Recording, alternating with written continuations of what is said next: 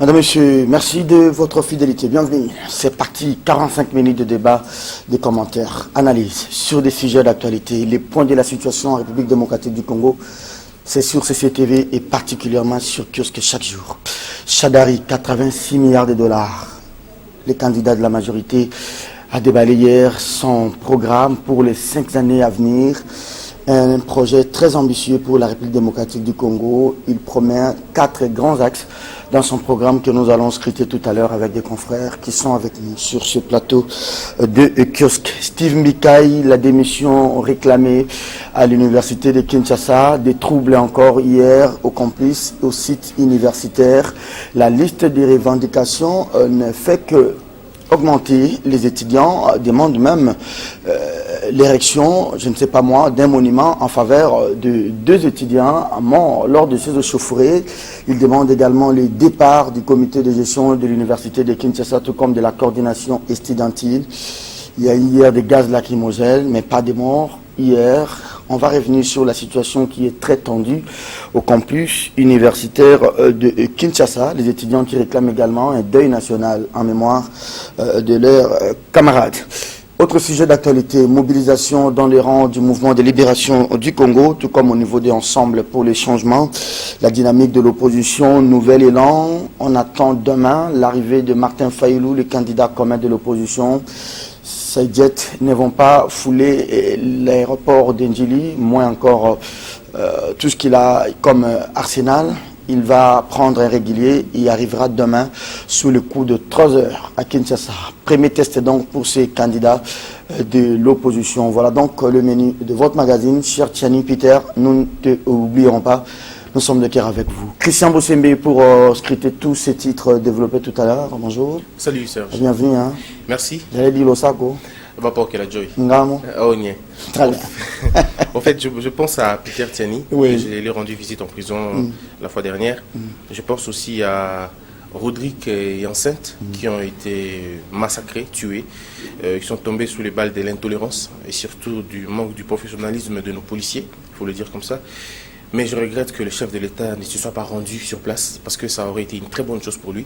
On ne demande pas au chef de l'État d'aller faire un discours, on lui demande d'aller écouter ces jeunes gens.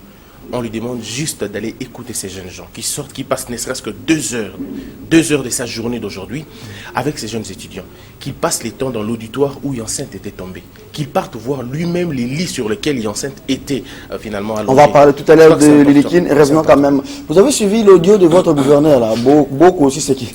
Alors, pour besoin de commodité, je mettais à son sujet. Je n'ai pas de commentaire en tout cas. La FCC, franchement, ça c'est quel gouverneur? Rapidement, Peter se porte bien, il a le moral? Oui, il a le moral. J'ai vu un homme fort, déterminé à aller jusqu'au bout. Vous savez, Serge, si notre profession ne peut pas nous protéger, si jusqu'aujourd'hui, en 21e siècle, la diffamation continue à être une infraction dans le journalisme, alors ça veut dire laisser les criminels faire ce qu'ils vont, ça veut dire laisser les massacres continuer. Il est vrai que la déontologie... Est-ce que cette affaire permettra que nous puissions savoir si c'est Bertin, il s'appelle comment? Bertin Tibala qui a volé l'argent, ou bien c'est pas Bertin Tibala qui a volé l'argent? Est-ce que, parce que bon, il n'y a pas possibilité que le Premier ministre lui-même vienne à l'Assemblée pour s'expliquer sur ces informations.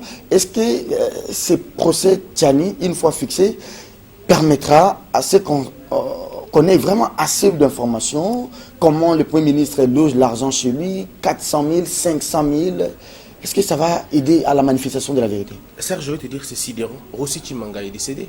Aucun procès n'a été établi pour déterminer les coupables. Ça sera la même chose avec Tiani. Tiani souffre parce que la justice est entre les mains des maraudeurs, entre les mains des codataires, entre les mains des obséquieux, entre les mains de ceux qui n'ont pas de loi, qui n'ont pas de foi. Il n'y aura aucun procès digne de son nom. Peter va croupir parce qu'il n'a pas de force, il n'a pas d'éléments, il n'a rien du tout. Et c'est là qu'il va pourrir. Personne ne sera cité dans cette affaire. Aujourd'hui, nous parlons de Tibère. Combien d'années après? Qui est condamné dans cette affaire? Personne. Si déjà même les assassins de Mouzé Laurent Désiré Kabila ne sont pas connus, et on connaîtra ceux qui ont fait du mal à Peter, personne d'autre ne sera connu dans l'affaire. La suite de l'affaire, c'est que Peter est là parce que l'humeur de quelqu'un décide comme ça. Les infractions pour lesquelles on poursuit Peter ne se retrouvent que dans la tête de ceux-là qui l'ont condamné. Peter a un domicile fixe. Peter engage plus de 10 Congolais, ici au Congo. Peter a une entreprise opulente. Les indices sérieux de culpabilité ne se trouvent nulle part dans Peter. Il n'a posé aucune résistance quand on est venu le prendre. Il est parti comme on voulait le prendre. On l'a fait traîner, on l'a humilié, on l'a mis dans des conditions qu'on ne pouvait pas faire. Mais maintenant, aujourd'hui, on le retrouve en détention. Vous comprenez un peu ce que ça veut dire? Donc on va classer, ou pardon, la chambre de conseil a prolongé la détention, oui. On peut prolonger ça autant de fois que l'on veut. Ce qui est vrai, c'est que ce dossier, cette affaire n'est pas juridique. Moi, j'ai fait. Est-ce que c'est devant le tribunal qu'il y aura la manifestation de la vérité sur cette question? Réellement, il s'agissait de fausses ou de bonnes informations. Tchibala détient beaucoup d'argent chez lui à la maison. Ses enfants sont des voleurs, pas tous, mais c'est Bertin, selon cet article du journal Scoop, et relayé par Peter. Bertin aurait volé plus de 500 000 $ américains dans la maison de la résidence du Premier ministre. Nous sommes dans un pays où même les rumeurs les plus folles ne font pas peur aux gens. Au Zimbabwe, par exemple, on n'a pas beaucoup de journaux. Il y a un seul journal qu'on appelle Libération, je peux me tromper sur la question. Lorsque vous êtes cité dans ce journal, en bien ou en mal, le procureur général s'est saisi du dossier. On va poursuivre l'affaire jusqu'à ce qu'on verra qu'est-ce qui a finalement bougé ces lignes-là. Peter a donné toutes les sources. Peter n'a pas caché cela. Il a relayé une information. Donc ce n'est vraiment pas à lui qu'on devait s'en prendre. On devait finalement aller un peu en profondeur. Mais comme on dit, si la justice est entre les mains de ceux qui gèrent, comment voulez-vous que les choses se passent? Voyez-vous le problème? Donc je vous dis, ici juridiquement, l'affaire Tiani est vide, totalement vide. L'affaire est politique. Les titres des journaux. Tout à l'heure, on va se réunir pour évaluer avec les amis de la presse quelle suite donner à ces dossiers. Et Peter Tiani avec des amis du mouvement citoyen. À 72 heures du début de la campagne, Chadari, 86 milliards de dollars pour convaincre élection 2018 vers la bataille des crédibilités. Titre ce matin, la prospérité attendue pour ce mercredi à Kinshasa. Mobilisation tout azimut pour les candidats président Martin Fayulu. On attend l'arrivée sur ce plateau de Joël Cadet qui n'est pas avec nous. Il va arriver. Alors voilà, il vient d'arriver. Il va opérer son entrée tout à l'heure. Après leur mésaventure sur l'accord de Genève, les duos Tshisekedi-Kamere optent pour un schéma suicidaire. En cas de vraies et bonnes élections, Martin Fayulu Madidi, le candidat commun de la coalition Lamouka, désormais favori. Je vais terminer par Impact News. Voilà, le journal de Joël Cadet. Il est avec nous sur ce plateau de kiosque. Bonjour Joël. Bonjour cher confrère. Vous allez bien? Dieu fait grâce. Permettez que je lise d'abord les titres de votre journal ce matin. Se rébellant contre les décisions de la justice congolaise, Général Kanyama veut chasser Révérend Kim de la République démocratique du Congo. Inféodation de l'opposition et infiltration de l'IDPS. Dernier assaut pour balkaniser la République démocratique du Congo. Ça, ce sont des titres graves. Ce sont des titres graves. Vous aimeriez commenter lesquels? Celui que vous choisirez. Kanyama, qu'est-ce qu'il a fait encore? Kanyama. Bon, vous savez, c'est les confrères, je l'ai suivi quand j'entrais. Vous avez annoncé mon entrée sur ce plateau. Quand il parlait de la justice, lorsqu'elle est au mains des maraudeurs, hein, au nez des codateurs. Oui. Ça sont des mots. Je vais chercher dans les dictionnaires. Alors, voilà. Le pasteur Kim, que l'on connaît, promoteur de la chaîne de télévision CBS, promoteur de l'université Révérend Kim, promoteur des écoles Révérend Kim, a acheté une parcelle ici en ville, une villa au mains de le fils de du général Dzimbi en 2013, pendant qu'il est en train d'effectuer les travaux. Vous vous rappelez que c'est en cette période-là où le général Kanyama est commandant de la ville. Il envoie ses gens chasser ceux qui étaient en train d'effectuer les travaux dans la parcelle où le révérend avait déjà obtenu tous les certificats d'enregistrement et consorts, sous le règne, n'est-ce pas, du conservateur des titres immobiliers, M. Gracia Kavumvula, qui était ici à la Lukunga. Mais il chasse les gens, il érige sa résidence. Lorsque le propriétaire de la parcelle le poursuit et lui demande, il dit non, c'est le secrétariat général à l'urbanisme et habitat, donc l'État congolais qui m'a donné la maison. Le pasteur, en respectant la loi et Dieu, va saisir la justice. La justice l'a rétabli dans ses droits. On signifie le jugement à Kanyama. L'État congolais a compris qu'il a commis une erreur envers le pasteur Kim. Il va accorder à Kanyama une autre villa sur l'avenue Lubefu, toujours à Gombe. Kanyama habite aujourd'hui toutes ces deux maisons-là. Il ne veut pas libérer. Kanyama avait chassé Révérend Kim. Mais écoutez, Révérend Kim, depuis 2013 jusqu'à aujourd'hui, il est malade. Son ambassadeur a saisi le président de la République, il a saisi le ministre de l'Intérieur, il n'y a pas de solution. Mais qu'est-ce que vous pouvez, lorsque vous avez dépensé votre argent dans un pays où on ne reconnaît même pas vos valeurs? Et surtout que dans cette parcelle, il voulait y ériger les cliniques universitaires de son université, de telle sorte à permettre aux étudiants de lier la théorie à la pratique. Très bien. Mais je voudrais placer un mot par rapport à Peter, à qui j'ai rendu visite. Je ne vois pas Kanyama s'opposer à une décision judiciaire, il n'est pas super homme. C'est un chef de travaux à l'université, malheureusement, il est en train de le faire. Bon, vous savez, dans ce pays, quand vous êtes du côté du pouvoir et que vous avez rendu beaucoup de services à ce pouvoir, vous pouvez vous prévaloir de tout, on ne vous fera rien. Surtout lorsque vous avez un chef de l'État, vous avez le Premier ministre, vous avez toutes les autorités insensibles au malheur de faibles et de fragiles. Voilà ce que l'on est en train de traverser. Merci beaucoup Joël Cadet pour cette introduction, une manière de récupérer aussi les minutes tout à l'heure prises par les confrères Christian Bossé. Mais je voulais placer un mot par rapport à Peter Tiani. Oui. Non, vous savez, je l'ai trouvé vendredi, il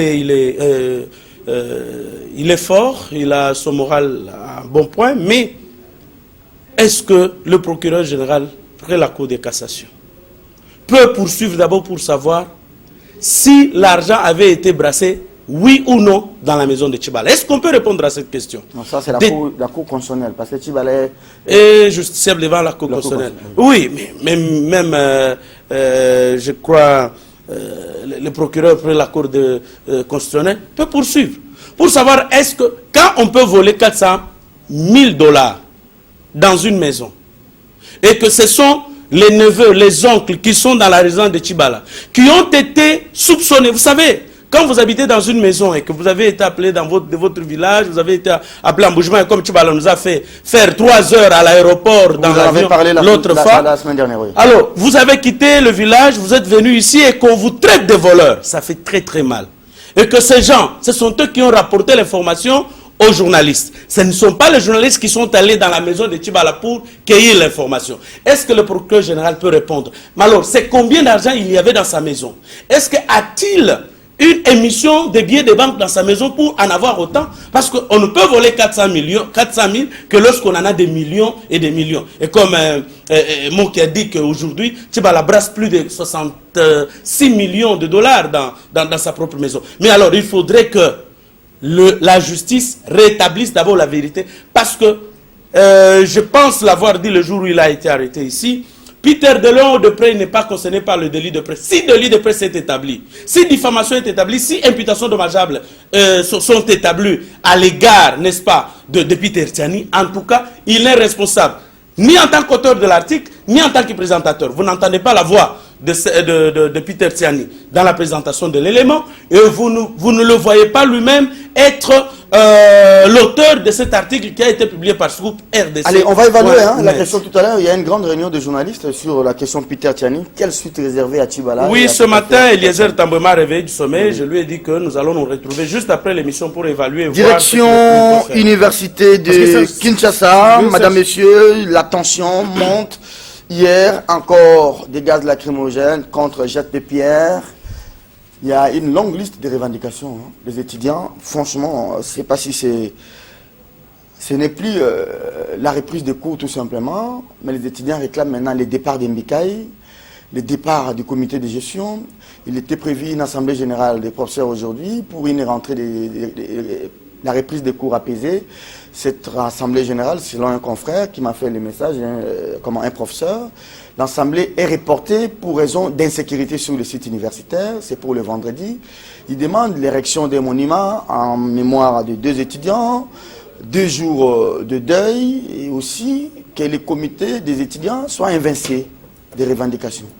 Serge, sur ce plateau, je suis heureux de le partager avec des universitaires, des gens qui ont fait l'université, vous qui avez fait l'IFASIC, mon ami qui a fait le droit, présent à l'UNIKIN. Nous connaissons comment les choses passent. En 1996, je suis à l'université de Lubumbashi. Nous réclamions la réduction des Minerval qui était à 220 $, c'est descendu à 160. Nous avons revendiqué, c'est descendu à 100 $. Et quand M. Laurent Désiré Kabila est arrivé, nous sommes arrivés jusqu'à 60 $. Et comme c'était le comité de gestion dirigé à l'époque, pour ceux qui sont les Kassapars, c'est le comité de gestion qui avait résisté et qui a eu mort d'homme. Lorsqu'il y a mort d'homme, il faudrait que les responsabilités soient établies. Mais avant que ces responsabilités soient établies, le comité de gestion doit tomber. Et c'est comme ça que le professeur Kilanga Moussinde était tombé à l'époque. Et quand Mouzé est arrivé, Mouzé a rencontré les étudiants. Vous avez rencontré les étudiants. Et le ministre de l'enseignement supérieur et universitaire doit également tomber. Pourquoi? Parce qu'il n'a pas su anticiper. Vous savez, gérer, c'est prévoir. Mais si vous constatez qu'il n'y a pas de prévision et que quand les enseignants sont allés en grève, pour peu d'argent, pourquoi le ministre de l'ESU ne s'est pas déplacé pour aller, ne fût-ce que les écouter, pour répondre à leurs désidérata? Lorsque les petites échauffourées, on sait comment ça commence au campus. On sait que c'est un groupe de 2, 3, 4, 5 personnes qui commencent le mouvement. Moi, j'ai même annoncé ça comment, un jour avant. Et ça prend. Mais on attend que le sang coule. Mais ce sang, Serge, réalisez, vous avez déjà un enfant, que cet enfant, les peines et souffrances que votre épouse a connues, que ces peines et souffrances-là, vous l'avez envoyé à l'école maternelle, secondaire, universitaire, en deuxième grade. Non, mon enfant va commencer à la crèche. Je dis, alors vous vous rendez un peu compte quand elle va commencer la crèche. Bon, nous particulièrement. Mais vous vous rendez un peu compte qu'on vient de vous dire que cet enfant-là a été abattu. En deuxième licence. En deuxième licence. Ou en troisième grade. Mais ces papas et cette maman, ce sont déjà des condamnés à mort. C'est que nous disions avec vous ici que le père de Rossi Tshimanga ne va pas résister une année. Et effectivement, aujourd'hui, de la même manière que nous avons pleuré Rossi, de la même manière son père et sa mère sont morts. C'est là où je crains que les parents de Hyacinthe qui Mbafou puissent le suivre. C'est là où je rejoins la voix des étudiants pour exiger non seulement que ces deux comités doivent le comité de gestion et le ministre doivent démissionner ou ils doivent quitter leur charge, mais également on doit ériger un monument et ils doivent poursuivre plus. Je vous dis, moi, j'ai entendu un peu les balivernes sur ce plateau quand quelqu'un dit non, les enseignants avant Kabila, ils étaient payés $10, mais c'est faux et archi faux. L'enseignant était pris en charge normalement bien. Je me rappelle toutes les 5 années que j'ai faites à l'université, je n'ai jamais payé plus de $100. J'ai dit bien jamais. Alors je me dis toujours que si c'était les mêmes conditions d'études aujourd'hui, je crois que je n'allais même pas franchir le seuil du graduat. C'est là où je dis, Serge, et moi, je ne comprends pas les sensibilités du président de la République, Joseph Kabila. Je ne comprends pas son insensibilité. Partout, je l'ai dit sur ce plateau vendredi. Est-ce que cette situation, à 2 jours du début de la campagne, ne risque-t-elle pas de jouer en défaveur du candidat du pouvoir? Mais c'est là où je dis cette répression des manifestations. Parce que la campagne électorale, il n'y aura plus de demandes ou de l'information à l'autorité établie pour faire des manifestations publiques. Parce que la campagne, c'est une manifestation publique pratiquement autorisée. Mais avec cette répression, avec cette non-préparation de nos policiers qui n'ont pour réaction que tirer sur la police, et pourtant ils ont appris sur les étudiants. Sur les étudiants, merci. Ils ont appris comment maîtriser les émeutes, tout ça, ils ont suivi toutes ces formations-là, mais je ne comprends pas. Mais là où je voudrais finir, Serge, en définitive, oui. Que le chef de l'État, dans tout le pays au monde, quand les étudiants marchent, on voit le chef, on voit le père de Sandre, ne fût-ce que pour écouter ces jeunes gens. Merci. Le chef est à 10 km du campus. Merci. Le Premier ministre à 10 km du campus. Est-ce qu'on peut aller juste écouter ces gens? Est-ce qu'il suffit d'aller ou bien il faut apporter des solutions? Mais le chef, mais pourquoi le pouvoir public a pour raison, mon cher confrère, la résolution des problèmes du plus grand nombre. Merci beaucoup. Et c'est pour cela que nous en appelons, en tout cas sa paternité, s'il peut aller écouter ces jeunes gens et accorder des réponses à leurs questions. Apporter des réponses maintenant, c'est-à-dire ce n'est plus qu'on paye le forceur. Les problèmes, les revendications deviennent maintenant, même si l'Assemblée générale est tenue le vendredi pour suspendre la grève, on reprend les cours, mais les étudiants disent non, non, nous voulons le départ du comité de gestion, nous voulons le départ de la coordination incidentine, nous voulons le départ des MICAI. Ça ne va pas. Donc, vous voyez comment une question crée une autre. Serge, vous savez, dans une université, il y a des cris qu'on ne peut pas entendre. Il y a des sons qu'on ne peut pas entendre, comme les sons d'une balle.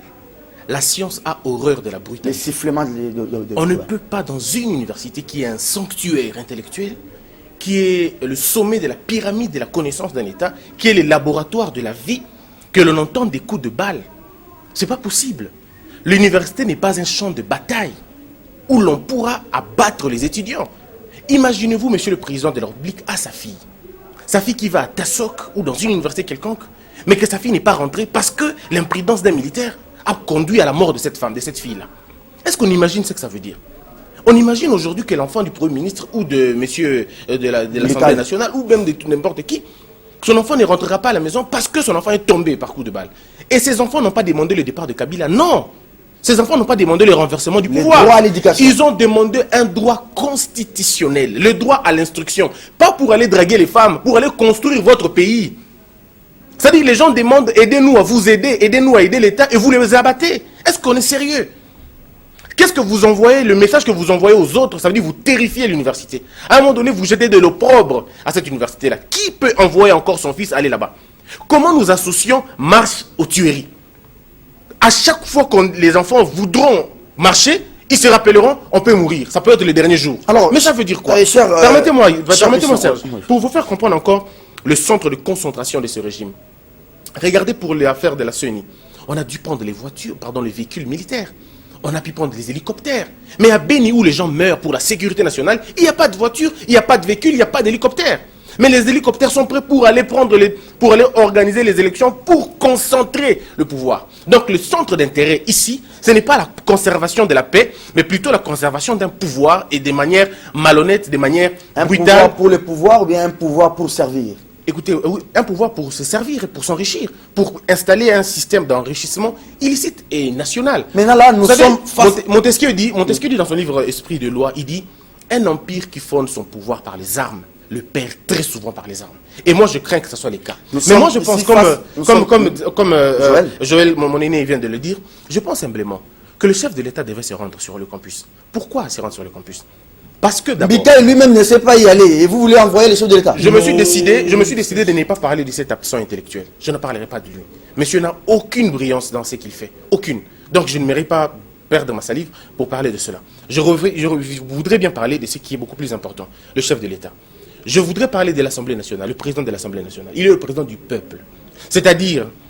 le président, la représentation du peuple. En plus, il est ressortissant là-bas. Il n'est pas que lui seul. Le président du Conseil de la magistrature, le président de la Cour constitutionnelle, ce sont généralement des anciens de l'UNIKIN. Ils devaient se rendre sur place, faire comme tu as dit, un mémorial. Mais pourquoi le mémorial? Pas pour Rodrigue et enceinte. Moi, au campus... Pour dire plus jamais que les étudiants tombent. À la Deuxième Guerre mondiale, on a dit plus jamais ça. Donc on devrait se dire maintenant, faire un pacte, mais prendre les deux tombés là comme les dernières personnes. On dit il n'y aura plus jamais ça à l'université. Parce que moi, depuis que je suis au campus, je crois, moi j'ai fait 2 ans au campus, on a compté 6 morts tombés par balle. Après moi, il y en a encore eu combien? Donc je crois que si on doit mettre on doit mettre un chiffre à Joseph Kabila depuis sa gestion, combien d'étudiants sont tombés aussi dans l'institut universitaire, on pourra atteindre facilement le 20 et les 30. Donc je crois simplement... Cher Bossembe, oui. Maintenant il y a c'est vraiment une sorte de cacophonie qui ne dit pas son nom. Maintenant, j'ai comme l'impression que les professeurs commencent quand même à faire marche arrière. Ils avaient prévu une assemblée générale aujourd'hui pour la reprise des cours. Mais vu la tension au campus, ils ont reporté ça pour le vendredi. Même s'ils lèvent aujourd'hui la mesure pour reprendre les cours, est-ce que les étudiants vont reprendre les cours dès lors qu'on n'a pas encore enterré les leurs, dès lors que les comités de gestion ne démissionnent pas, dès lors que Mbikaï ne démissionne pas, ou bien Mbikaï n'est pas évincé, dès lors que, comment on dit, les monuments ne sont pas érigés. Mais qu'est-ce qu'on leur retiendra de ce ministre? Maintenant, ça devient... Oui. Qu'est-ce qu'on leur retiendra de lui? D'avoir vendu des cartes d'étudiants? Qu'est-ce qu'on retiendra de lui? Après avoir assisté à l'abrutissement intellectuel de tous ces étudiants, maintenant nous passons au massacre et à la tuerie. Et c'est ce que moi j'appelle, en d'autres termes, c'est un peu ce que le professeur Njoli parle de démocratie, moi j'appelle ça la démocraticide, parce que là nous sommes en train de subir ce qu'on appelle la trucidation de la population. Il faut phagocyter les termes. Hein, oui. Faut pas... Alors ça veut dire, les revendications pacifiques se soldent généralement en des tueries. Vous dites quoi, on vous tue. Qu'est-ce que ces étudiants demandent encore une fois? Ces étudiants demandent le départ d'un ministre obsolète. Les départs d'un ministre qui ne fait absolument rien. Les départs d'un ministre qui n'a pas de bonnes réponses aux bonnes questions. Est-ce que c'est le problème du ministre ou bien c'est le problème du gouvernement? Mais c'est lui la tête pensante en ce moment. C'est lui les garants. Vous savez, Serge, donc Kabila peut sacrifier Mbikaï aujourd'hui pourvu qu'il se réconcilie avec... Ça ne sera même pas un sacrifice, ça sera une aide à la nation. Kabila a besoin de la sympathie de ses étudiants à 1 mois et demi de la fin de son mandat. Au campus, il y a 4000 étudiants qui viennent tous les jours. 40 000 dans tous les sites universitaires. Et quand on est à l'université, on a le droit de vote. C'est-à-dire on est adulte. Et s'ils ne comprennent pas ça, alors c'est vraiment le calcul de l'école primaire. Si tu perds le campus, tu perds Kinshasa. Tu perds Kinshasa ou tu perds une bonne circonscription. Merci beaucoup. Et moi, je crois simplement qu'on doit aller plus loin pour comprendre ça. Vous savez, dans ce pays, un ministre a dit, Batuni, enfin dans l'Ingala, Batuni est ministre, il dit, pour Nanzembo, Longinae, et université. Donc vous avez vu des gens qu'on a envoyés au pouvoir, qu'on a envoyé nous gérer, nous. C'est ce que moi je dis. L'État est devenu un appareil qui Madame, jette monsieur, la médiocrité, Madame, monsieur, la médiocrité si et qui vous chasse la habitez, méritocratie. si vous habitez du côté de l'Inikin, il faut vraiment éviter, hein, même les enfants de l'école Moamba, il faut vraiment éviter ces périmètres-là. Il y a une forte tension depuis hier. La police est là. C'est vraiment des jets de pierre, des gaz lacrymogènes. Évitez donc les abords de ces sites universitaires. Mais ça, on sera honnête si on parle aussi de la responsabilité des étudiants. Et des professeurs eux-mêmes. Oui, d'abord des étudiants. Ça, double tutelle. Oui. Les étudiants qui payent les frais et l'État aussi qui paye. Là, je laisserai à l'aîné d'en parler, mais moi, je voudrais parler plutôt des étudiants. Oui. Serge, quand on est étudiant, on doit savoir comment revendiquer. C'est vrai qu'on va dire, ça n'excuse pas l'indiscipline ou l'improfessionnalisation de la police. Mais quel est le rapport entre revendiquer les cours et brûler des voitures? Quel est le rapport entre revendiquer les cours? Aujourd'hui, moi, je n'ai pas... gifler les générales... comment ils s'appellent? Aujourd'hui, moi, je n'ai pas mon diplôme. Je n'ai pas mon diplôme parce qu'à notre époque, les étudiants avaient détruit les bâtiments administratifs. On a mis le feu, on a perdu tous les dossiers. Et aujourd'hui, c'est nous qui payons maintenant le prix. Je crois humblement que nous devons rationaliser notre manière de revendiquer. On doit voir à l'université une revendication intellectuelle. C'est pourquoi je dis toujours, notre système éducatif doit comporter en son sein une programmation, comme on dit, d'un système d'autodéfense intellectuelle. On doit montrer à l'étudiant comment résister à des idéologies de domination et de prédation. Merci. Mais en tout cas, on ne doit pas verser on ne doit pas trouver la réaction des étudiants à l'Unikin de la même manière que ceux de la rue. Sinon, c'est pas compliqué, c'est très compliqué. Les professeurs aussi ne jouent pas frangé, hein, Joël. En une minute, vous percevez d'abord l'argent des étudiants, et en même temps, vous percevez l'argent chez l'État, donc vous avez des employeurs. Mais si les élèves, les étudiants payent, il faut d'abord finir avec les cours et délibérer en attendant la rentrée académique. Non, vous savez, le régime de Kabila a travaillé sur la déstructuration de l'homme congolais. Ça, c'est selon vous. Je vous dis, la déstructuration se situe à quel niveau? Lorsque vous recevez la malhonnêteté, en quelque sorte, dans le chef des enseignants. Parce qu'ils n'ont pas que l'État congolais qui les paye. L'État paye. Mais l'État également paye avec l'argent. On demande même aux étudiants de G1 de payer la totalité des frais avant la rentrée académique. Mais c'est ce qui a été fait. J'ai fait inscrire mes neveux, mes enfants là-bas. Et on vous oblige de payer. Et quand ils ne payent pas, d'ailleurs à notre époque on ne chassait pas les étudiants à l'université. Comme ça se fait aujourd'hui.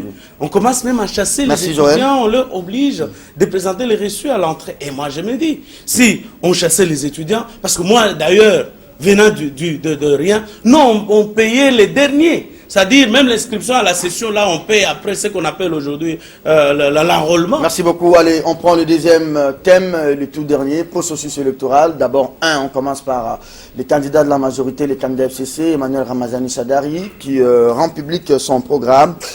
86 milliards de dollars américains pour les 5 prochaines années. Un programme très ambitieux, hein, axé sur 4 grands axes. Alors, si les candidats du FCC et les candidats de la continuité, je me dis, bon, est-ce qu'il ne va pas installer une base militaire dans chaque université? Parce que ça sera la continuité des massacres et tout le reste. Bon, alors, il parle de 86 milliards. Je me pose la question, pourquoi nous voyons le Congo dans la petitesse comme ça, dans la bassesse comme ça? 86 milliards de dollars, je le dis au nom de la science, c'est un budget d'une province de la RDC. Ce n'est pas le budget d'un État. 86 milliards de dollars. Ça veut dire 3 fois le budget de Kabila. Or, le budget de Kabila nous a amené à la précarité la plus extrême, où au point on ne consomme pas plus d'$1 par jour. Ça veut dire, monsieur nous donnera $3 par jour. Nous n'atteignons même pas le niveau de la Guinée en 2013. Est-ce qu'on peut imaginer cela? Si nous voulons simplement, comment on appelle, multiplier par 3, le budget 86 milliards divisé par 5, ça nous donne 17 milliards. Donc on aura 17 milliards. Or, 17 milliards nous permettra... Donc 17 milliards par an, c'est-à-dire, il triple les budgets de Kabila. Exactement, il triple le budget par an. Alors, question, attendez. Donc, je ne pense pas qu'il serait un candidat de la continuité. Parce que déjà, tripler un budget, c'est-à-dire, il va au-delà des ambitions de Kabila. Oui, mais vous aussi, avec les dépassements budgétaires, de la même manière. Ça, c'est de 1. Mais de 2, comment il va tripler ses budgets et avec qui? Parce que ceux qui ont élaboré les programmes ici, je crois entre autres, c'est Bochab. Hein? Bochab est dans la commission gouvernance et stratégie et élaboration du programme. Mais les mêmes Bochab qui ont élaboré ce programme, qui ont pensé qu'il faut tripler maintenant les budgets annuels de Kabila. Comment ils n'ont pas fait quand ils étaient au pouvoir pendant 12 ans? Et ils pensent maintenant le faire avec Shadari. Alors ça veut dire simplement que Shadari est l'ancien... Est-ce que c'est du réalisme ou bien c'est pour la consommation médiatique? Non, ça peut être le réalisme dans l'ignorance, c'est possible, mais surtout, c'est d'abord un message qu'on envoie à M. Kabila pour dire tu n'as pas été un bon leader, moi, avec les troupes que tu avais, je peux faire mieux que toi. C'est pas de la démagogie. C'est le message qu'on dit. Non, c'est pas de la démagogie. C'est possible. C'est possible que ça se passe comme ça. Mais moi, je crois que c'est beaucoup plus mieux d'ailleurs. Ça, c'est rien pour qu'on nous dise cela. Je vous dis, 86 milliards de dollars en RDC, Serge, c'est un budget d'une province. Avec les mêmes Bochab ici. Nous méritons mieux que ça. Avec les mêmes, comment il s'appelle, Minakou. Oui. On aura Mena, 17 milliards par an. Mais avec les mêmes Minakou à l'Assemblée, le même Bochab à l'Assemblée, les mêmes Chadar, puis vice-premier ministre, on n'a même pas atteint 10 milliards par an. Mais je veux te dire un élément important pour que tu comprennes. Serge, regarde, vous savez, un troupeau de lions, quand il est dirigé par un mouton, ça ne marche pas. C'est un troupeau vulnérable. Mais lorsqu'un troupeau est conduit par un lion, c'est un troupeau invincible. Le problème au Congo, c'est le problème de leadership. Nous, on a manqué ce leadership. On a manqué un homme de vision. Nous avons été dirigés par l'égoïsme et l'inconscience. Et puis qui découle bien évidemment par l'insensibilité à autre chose. Ce sont là les deux gros mots qui nous ont dérangés, mais qui s'englobent par le mot de l'ignorance. Parce que même la Bible en quoi nous croyons ne dit pas que mon peuple périt parce que les Belges vous ont colonisé. On ne dit pas que mon peuple périt parce que les Occidentaux sont plus forts. Mon peuple périt parce qu'il ne connaît pas. Et nous avons tout fait pour ignorer. On a tout fait. Nous entretenons la corruption, nous entretenons le mal. Je vous dis ici la vérité, ne croyez pas à ce programme de M. Shadari. Ça ne va apporter rien du tout. Rien du tout, dans la mesure où c'est un programme non seulement irréaliste, mais prenez le programme de M. Shadari, reprenez le programme. Vous savez, il a couplé quoi? Il a couplé les discours de 2006 de M. Kabila, les discours de 2011, pardon, le programme 2011 de Kabila, 2006 de Kabila, et puis il prend le mot de de Hollande, moi président, moi président, moi président. Et ce qui m'a étonné, moi, hier, c'est que le candidat, pendant qu'il est en train de présenter son programme, on voit une dame l'amener de l'eau. Alors on est surpris. Monsieur, il a raté l'occasion de se taire. Il va dire devant tout le monde. C'est ma fille, hein. C'est ma fille. Elle a étudié ici, et puis elle a étudié encore en Inde. Et puis lui, il appelle ça consommation locale. Alors je me dis, non, l'Inde, c'est une localité du Congo. Pour qu'il parle d'une localité ici. Et pire encore, pourquoi ça serait sa fille qui lui donne de l'eau? Ça veut dire que je n'ai confiance en personne. Je n'ai confiance qu'à mon enfant, à ma famille. Et ça veut dire que quand je gérerai le pouvoir, je mettrai ma famille à côté de moi. J'ai comme l'impression que Shadari n'est pas celui que vous décrivez là. Quand il parle, par exemple, du renforcement de l'autorité de l'État, amélioration de l'économie, il parle de la lutte contre la pauvreté, les renforcements du rôle géostratégique de la République démocratique du Congo. Il revient aussi pour promettre des meilleurs salaires. Donc, cher professeur d'université, attendez, Shadari, il a promis de meilleurs salaires aux enseignants, aux militaires. Qu'est-ce que vous n'avez pas entendu dans tout ça? Aussi, mais ce que moi j'ai aimé dans ce programme, il dit il va lutter contre la corruption, contre la fraude, abus du pouvoir et l'impunité. Mais il ne peut pas dire abus du pouvoir parce que lui, il utilise les instruments de l'État pour faire sa campagne. C'est un candidat qui emploie tous les gouvernements possibles pour sa campagne à lui. Il ne peut pas parler de l'abus du pouvoir parce qu'il est lui-même, il est de plein pied dans l'abus de pouvoir. Avez-vous déjà vu un voleur dire je vais m'arrêter moi un voleur? Non, pas du tout. Il mettra une loi qui vous arrêtera, vous, pas lui. Il est d'abord candidat, il est seulement candidat, mais regarde son ossature. Et quand il sera au pouvoir, cette TV sera fermée. Quand il sera au pouvoir, il n'y aura pas de marche. Abus de pouvoir aussi, Joël Cadet, c'est quand il était vice-premier ministre, il a résisté face à un arrêt de la Cour constitutionnelle. C'est ça aussi l'abus de pouvoir. Bon, vous savez, c'est très difficile de parler après. Il est rattrapé par sa propre... Ça, c'est une entrave à la justice. Voilà, quand il dit abus de pouvoir. Mais lui, il n'était qu'un simple vice-premier ministre. Il s'oppose à l'arrêt de la Cour constitutionnelle. C'est ça aussi l'abus de pouvoir. Non, mais écoutez... Donc il va s'attaquer maintenant à ce qu'il avait fait. Cher confrère, il est très difficile de parler avec Christian Bossémé. L'intelligence est tellement... Vous savez, non seulement qu'il s'est opposé, il s'est rebellé contre une décision de la justice, mais également, il a été cité parmi les bourreaux de la presse. Il a chargé, pendant qu'il était vice-ministre et ministre à l'Intérieur, il a chargé ses policiers pour aller attaquer une chaîne de télévision qui a été saccagée. Et pendant qu'il est là, il est même cité comme un des animateurs, quand il parle de l'autorité de l'État, un des animateurs d'une milice établie à Kabambar et je ne sais pas où, dans son territoire d'origine. Donc c'est juste pour vous dire, écoutez, il n'y a pas meilleur programme depuis que Kabila est au pouvoir que les 5 chantiers de la République. Exactement. Et je vous dis bien, il n'y a pas meilleur programme. Ce Congo, il suffit tout simplement qu'il soit relié les routes, par les routes. C'est-à-dire vous pouvez partir d'ici à Chikapa, vous pouvez partir à Boende, vous pouvez partir à Bandaka, vous pouvez partir à Ouatse, à Doko. En tout cas, c'est le développement. Aujourd'hui, on ne sait pas. Il est des coins aujourd'hui enclavés où vous ne pouvez pas accéder. Attendez, Chadari qui arrive, il dit 86 milliards pour les 5 prochaines années. Prenons 86 milliards divisé par 5, ça nous fait 17,1. Hein? Oui. 17,1. Donc, 17 milliards 2 millions. Par an, nous aurons 17 milliards. Ça, c'est la magie Chadari. Vous savez ce que ça signifie? Oui. Ça signifie l'outrage au chef de l'État. Oh. Non, mais je vous dis, ça signifie l'outrage au chef de l'État. On pouvait en principe ne pas faire croupir Safou 2 ans à la prison à Matadi, mais je crois que Chadari devrait être poursuivi pour outrage au chef de l'État. Kabila, au service de qui il a été incapable de réaliser même les 4 milliards de dollars là. Et les 4 milliards de dollars n'étaient même pas mobilisés suffisamment. Allez dans toutes les régies financières, ils n'étaient même pas mobilisés. Avec les mêmes personnages, avec Bouchab, avec les mêmes personnalités, la même équipe, oui. Ça dit les mêmes lois aussi. Ça crème avec les mêmes lois. Oui. Kabila a été incapable, je vous dis bien, d'atteindre les assignations de 4 milliards de dollars. Et lui vient insulter le chef de l'État que vous avez été incapable de réaliser 4 milliards. Attendez, moi je vais vous prouver que je vais produire 17 milliards. Mais je crois que mais n'est-ce pas que ça la rupture? S'il vous plaît, là où il est assis, il doit rire sous cap pour dire voilà des gens qui m'entouraient, des gens qui se moquaient de moi. Ça c'est de 1. Et lui dit il va lutter.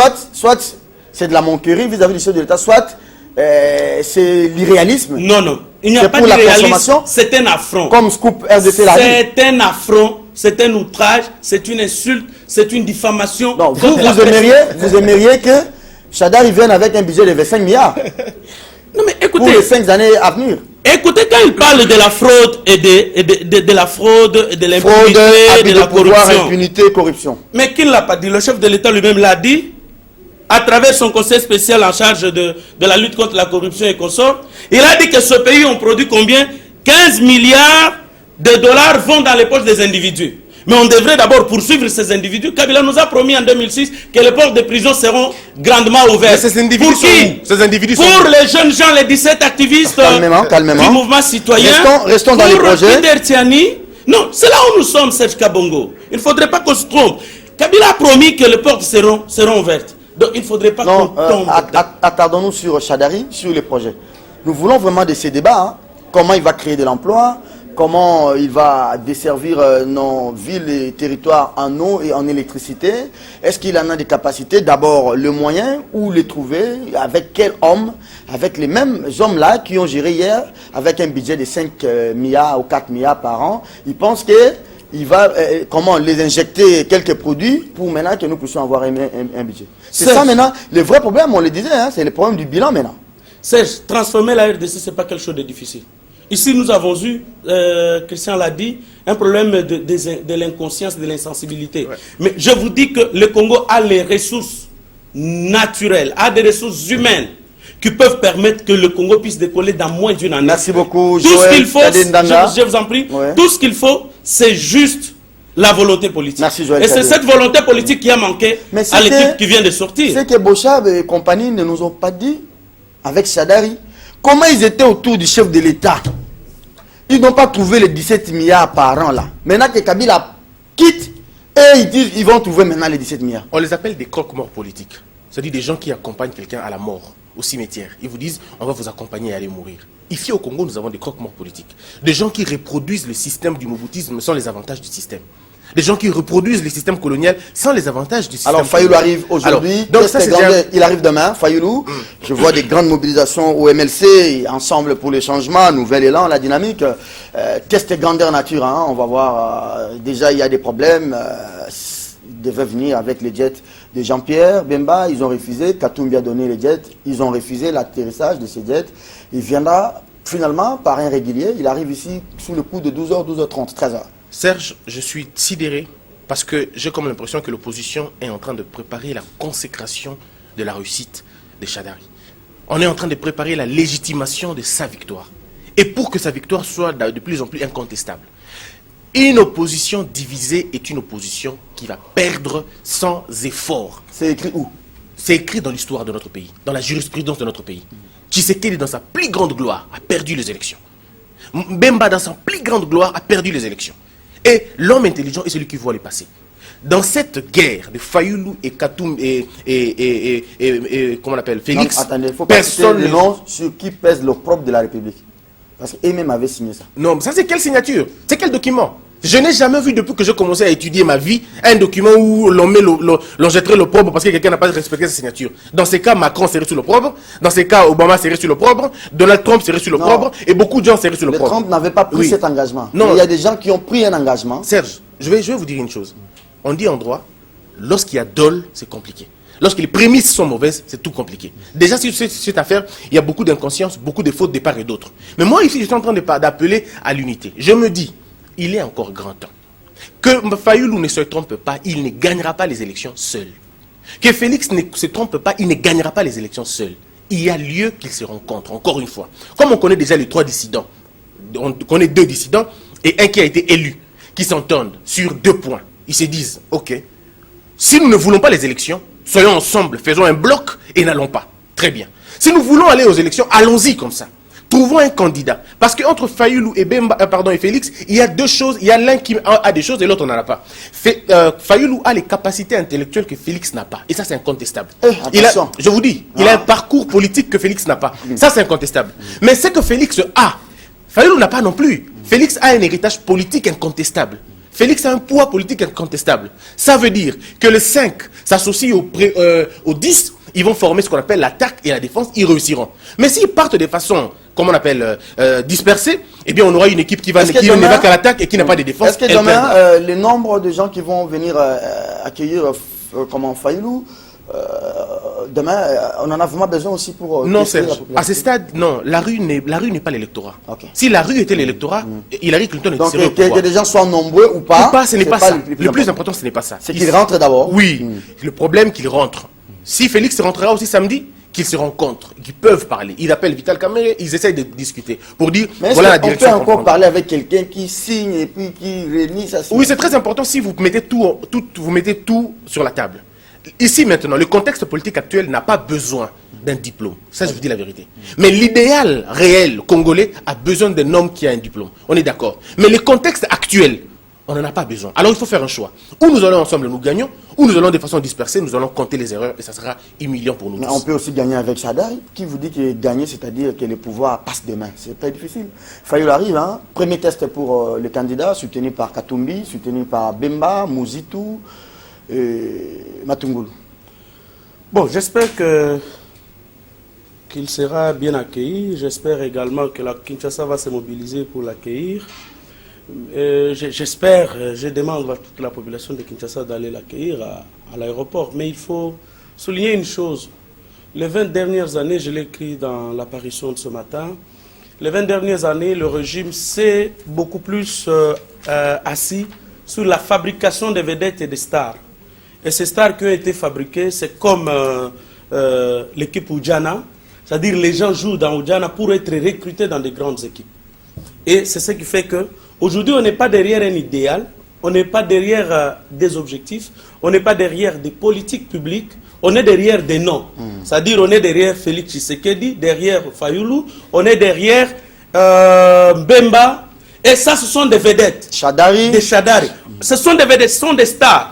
Et ces stars-là, lorsqu'elles se présentent sur terrain en exergue, Kabila peut les recruter et les utiliser à ses fins. Donc c'est comme ce que nous avons vu, les jeux qu'on jouait, les Bitakwira, les Mika et consorts. Donc les gens viennent en politique, non pas avec un programme.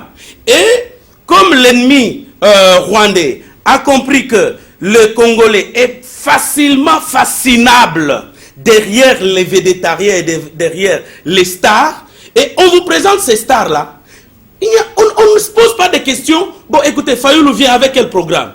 Le programme qu'il vient, ce n'est pas que Chadari dégage, que Kabila dégage. Il faudrait qu'on nous présente quel est l'idéal, qu'est-ce qu'on poursuit. En principe, Serge, nous devions être dans un pays comme le nôtre. Merci. Avoir, s'il vous plaît, allez-y. Parce que vous m'empêchez, vous laissez tout le temps à l'intelligence de Christian m'abattre ce matin. Je me suis dit, je vous accompagne. Bon, je dis ceci parce que là, vous avez même coupé mon fil du dé. Vous parliez de l'intelligence, là. Il faut amener quelque chose de nouveau. C'est-à-dire, dans notre pays, il fallait même connaître des partis, un parti de la forêt. Un parti qui se nommerait un parti de la forêt. Un parti des routes. Un parti de verre, comme celui de mon ami là. C'est-à-dire, vous avez un parti de la télévision. C'est-à-dire, lorsqu'ils viennent, vous acceptez cette politique-là. Mais pas cette politique qui consiste à injurier Kabila pour que demain il vous appelle. Cela où je dis, nous sommes à un pas de la balkanisation de la République démocratique du Congo. Merci. Et qu'est-ce que cette politique, laissez-moi finir, qu'est-ce que cette politique des stars et des vedettes nous a conduit à des reculs à plusieurs années après de ce que Mobutu avait déjà détruit, le tribalisme. Et les gens, les vedettes là, les gens se reconnaissent derrière les vedettes, non pas à cause de leur niveau de stardité, passez-moi le mot, mais c'est à cause de leur tribu. Et on vous aligne, non, tous les Équatoriens sont derrière Mbemba, tous les Bandundwe derrière Chadari, tous les Kassaïs derrière Félix Tshisekedi. Ce qui est faux. Merci. Parce que tous les temps ici, merci. Lorsque vous avez là, vous développez une grande théorie, non. On revient non, 30 secondes. 30 secondes. Serge Kabongo, s'il vous plaît, 15. tout le temps que nous sommes ici, on a des avocats, on a des journalistes, on a des amis, on ne s'est jamais posé des questions sur tu es de quelle province. Moi-même, je ne savais même pas que tu étais de quelle province. Ouais. Mais c'est quand on s'avance vers l'alternance ou la course au pouvoir qu'on va vous dire non, Serge du Kassai ou Serge de l'Équateur. Donc c'est juste pour vous dire, annulons cette politique, réconcilions-nous d'abord. Donc le peuple se réconcilie avec la population. Un mot en 5 secondes. Un mot, s'il te plaît, en 5 secondes. Merci à vous, chers téléspectateurs. Merci à Christian Bossembe et à Joël Kadé Ndanga. Si je me permets de vous récapituler les thèmes de l'émission qu'on a débattu tout à l'heure. L'Assemblée générale prévue aujourd'hui pour la reprise apaisée du cours à l'Inikin n'aura finalement pas eu lieu. Elle est reportée pour le vendredi prochain. Les professeurs disent qu'il y a l'insécurité au campus universitaire de Kinshasa pendant ces temps. Les étudiants durcissent de ton. Ils demandent les départs d'Embikaï, les départs du comité de gestion de l'UNIKIN, les départs de la coordination étudiantine et l'érection d'un monument en faveur des étudiants tombés sous le coup de balle de la police nationale congolaise. 86 milliards. Un projet ambitieux, réaliste, mais je ne sais pas moi où pour la consommation médiatique. Scoop RDC revient sur les projets de Chadari qui prévoit une sorte de 17,1 milliards de dollars américains par an, soit pour dire Chadari va au-delà 3 fois que Kabila, donc il a une grande vision plus que Kabila selon ses budgets. Fayulu qui arrive demain, confirmation, 9h30. On va suivre cette arrivée de Fayulu demain. Et peut-être que nous serions sur ce plateau pour analyser le retour de Fayulu. Merci à tous les amis, mais aussi à vous, chers téléspectateurs, d'avoir été de nôtres. Au revoir.